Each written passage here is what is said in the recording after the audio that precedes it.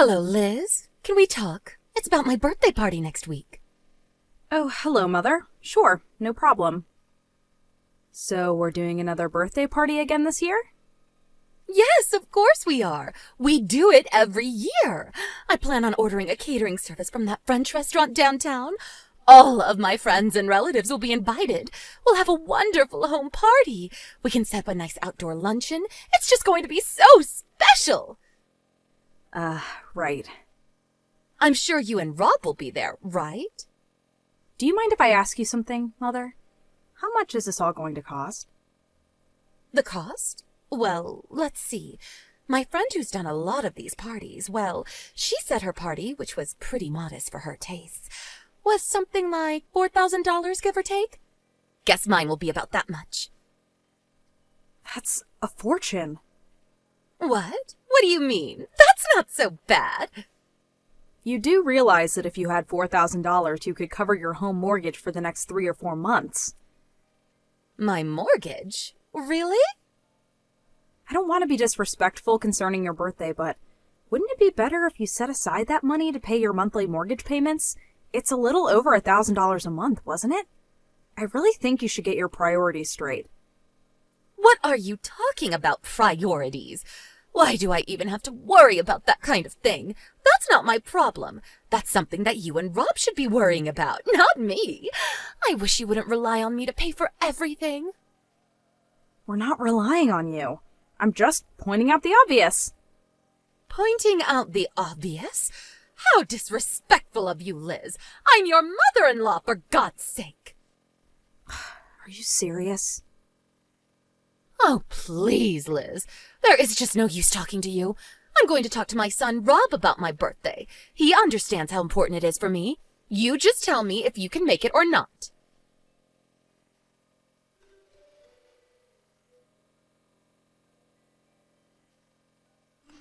Hello? Liz? Are you there?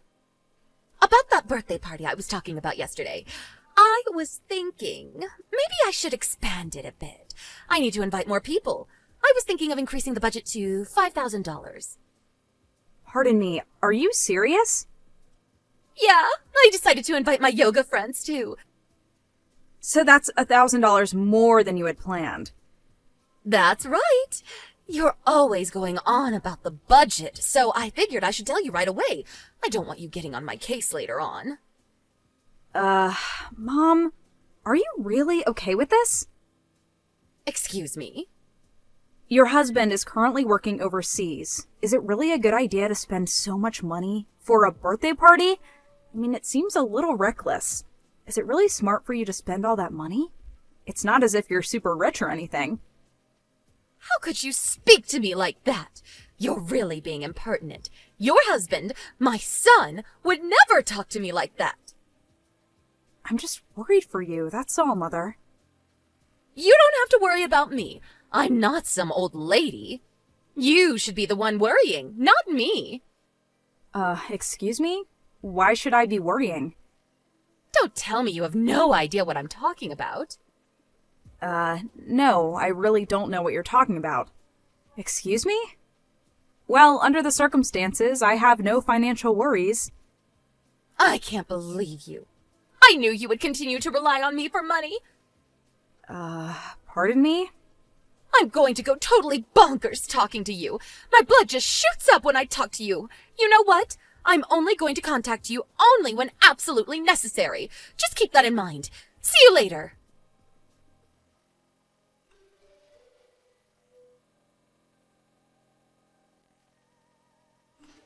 Hey, Rob, are you working? Sorry to contact you. Can we talk? Hey, Liz. Yeah, no problem. It's about Mom's birthday party tomorrow. Yeah, she says she's inviting her neighbors. Said it's going to start at 6 p.m. Did you hear what the cost for the party will be? The cost? No, haven't heard anything. Dad's overseas now, so she'll probably do it on a tiny budget. So she hasn't told you. It seems she's going to order catering service from that French restaurant downtown. It's going to cost something like $5,000. Wait a sec. What? $5,000? Just for a little birthday party with the neighbors? That can't be right. It's not just neighbors, it seems. She's inviting all her yoga class members, even the instructor. Really? But $5,000? That's way too much. I tried mentioning the mortgage payments, but she just brushed it aside. She actually turned the tables and blamed everything on me. Oh boy. I don't want to be a nosy daughter-in-law and want her to have a nice birthday party, but we're not exactly having an easy time. For her to just go off and use money without thinking, I really don't know what to do. She really should be paying off the mortgage, not having a French catering service for her birthday. Yeah, but she won't listen to a word I say. Nothing we could do about it now. The party is tomorrow. Even if she cancels now, they'll probably charge the full amount. The restaurant probably already prepared the food. Wouldn't look good, that's for sure. I'm the youngest of my family. She would never listen to me either. My older brothers have a lot more clout than me.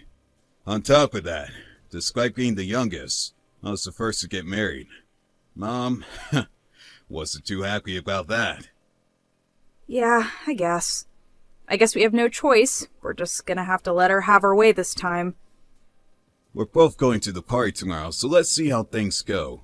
See how she acts. What do you say? I'll get Dad a call too. Yeah, maybe that would be a good idea. All right. See you tomorrow then. Yeah, okay. See you tomorrow.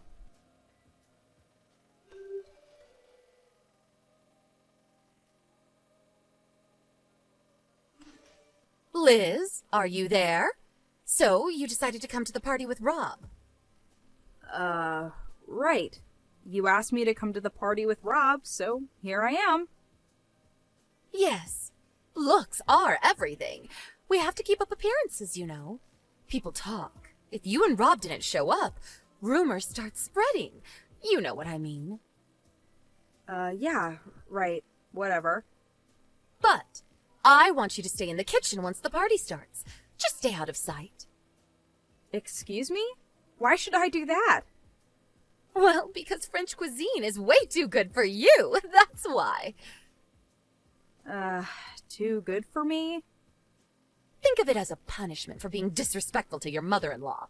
The reason why you're such a cheapskate is because you went ahead and got that loan, paying to have $1,000 a month. Kinda strange hearing that from you, Mother. Well, nobody will speak up, so I will. I was against you guys buying that condo. Way over your budget. Excuse me? You guys don't even make that much, and you take off a loan for $1,000 a month? I warned you about that. But you want to pay off your mortgage and complain about me spending money on my birthday party? I can't believe you, Liz. How could you be so selfish? Oh, okay. Now I'm starting to see the picture. I thought things didn't mesh. We always seem to be talking on different levels. Anyway, the party is about to start. Get in the kitchen and stay there until everyone has gone home. Don't you dare come out until then. Or, better yet, just say you feel ill and go home. That way I don't have to worry about you peeking in every 5 minutes. Just come back later to clean up. I'll line you later on. What am I, a maid? Well, actually, yes. I've told all my neighbors that I'm currently disciplining our daughter-in-law to be a better housewife. A better housewife, huh? Stay in the kitchen for another 30 minutes, and then you can head home. I'll line you later. I really don't know why I have to leave.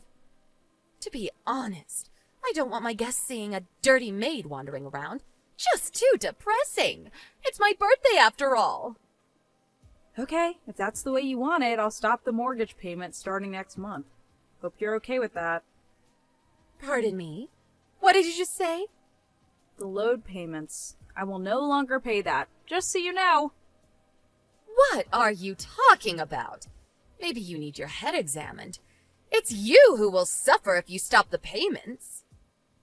Rob says he's going home too. Have a nice party. Don't bother texting me later. I have no intention of cleaning up after you. I'm not your maid. Yeah, whatever. Do what you have to do.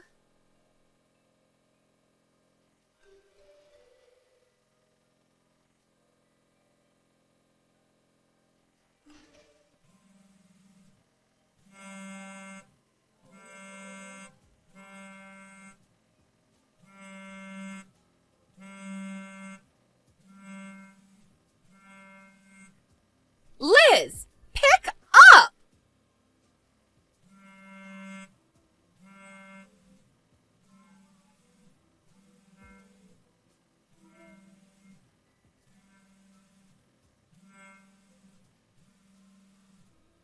Come on, Liz, pick up. I know you see this. It's about that monthly $1,000 loan. Is it true? That loan is for this house and not the condo you guys are living in? This is some kind of mistake, right? Oh, so you heard it from someone. Yeah, from your aunt and uncle at the party. Oh, I see. I didn't realize they were there. I didn't believe it at first. Thought it was some kind of joke. But this month, the bank called and said there was insufficient funds for the loan payment. That's when I realized it was all true. That's right. I was depositing the $1,000 into you and your husband's account every month. I see. I had no idea. You also know why your husband's working overseas, right? Yes, I heard. It was concerning some project he was working on. Apparently one of his staff members screwed up and the project went belly up. He took responsibility for it and was transferred to a position overseas, alone. He was forced to take a position at a factory up north for 3 years. That's right. And his pay was slashed drastically. You know that too, right? Your husband came to me. He said he had more than 7 years left on the loan. I was working 2 jobs, so I was financially doing okay, so I agreed to help him out at least until he got back on his feet again. Then what about that condo you live in? That's more than you can afford. You guys moved in right about the time my husband was transferred overseas. That's why I thought the loan was obviously to pay the mortgage on that condo. The condo is owned by my uncle. Huh? Your uncle? I thought we explained all this to you years ago when we first moved in. My uncle thought we would have a hard time paying $1,000 a month to cover your loan, so he allowed us to live in this condo free of charge until things worked out.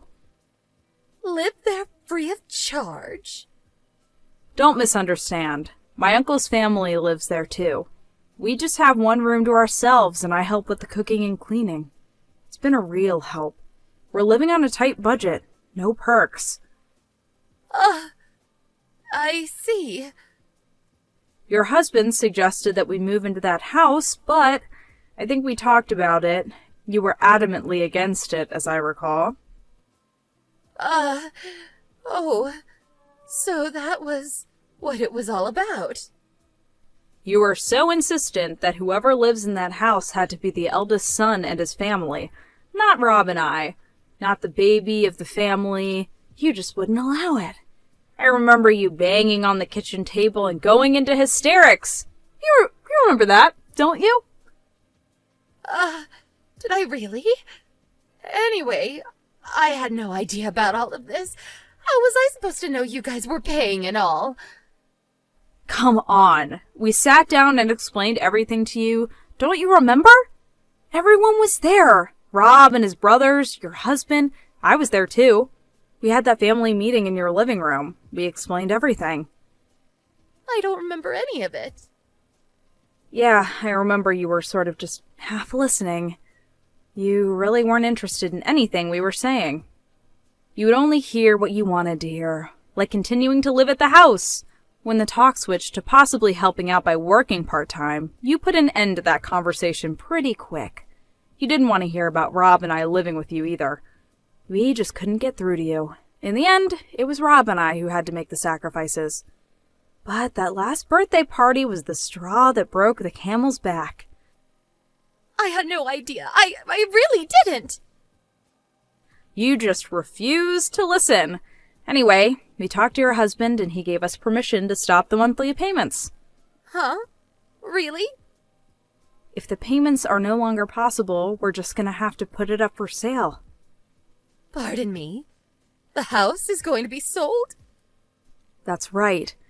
He really didn't want to lose the house he spent years paying for, but your husband didn't want to burden Rob and I any longer. We're still young, and we hope to someday buy a house too. Your husband decided it was no longer feasible after hearing all the stories about your antics from his sons. As for the $6,000 that I forked out, your husband said he would eventually pay me back. This is not happening. I heard your husband is coming back for a short visit. I'm sure he'll sit you down and explain the whole thing, so I urge you to talk to your husband about the rest. Rob and I have nothing to do with it going forward. Please, Liz, let's talk. Sorry, I have no more to say. Goodbye! But Liz, please, listen!